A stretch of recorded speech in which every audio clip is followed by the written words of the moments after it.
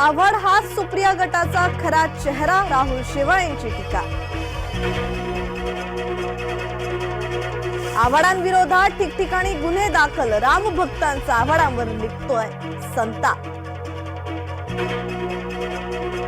तृणमूल नेत्याच्या अटकेच्या कारवाईला हिंसक वळण, पश्चिम बंगालमध्ये ईडीच्या पथकावर हल्ला, ईडीचे 2 अधिकारी गंभीर जखमी। सोमालियात घुसून नौदलाने वाचवले भारतीय नौदलाची अभिमानास्पद कामगिरी।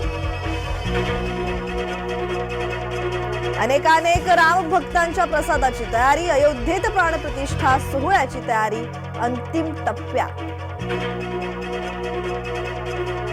तर भुजबळांना चपलेचा हार घालू, पंढरपूरच्या ओबीसी मेळाव्याच्या आधी वादग्रस्त वक्तव्य। कुख्यात शरद मोहोळचा मृत्यू, कोथरूडमध्ये सुतारदरा परिसरात गोळीबार। दाऊदच्या भीतीने लिलाव थंड, दाऊदची मालमत्ता खरेदी करायला अल्प प्रतिसाद। वंचितचा हट्ट शिवबाठाच्या गळ्यात, काँग्रेसकडून आंबेडकरांकडे दुर्लक्षच।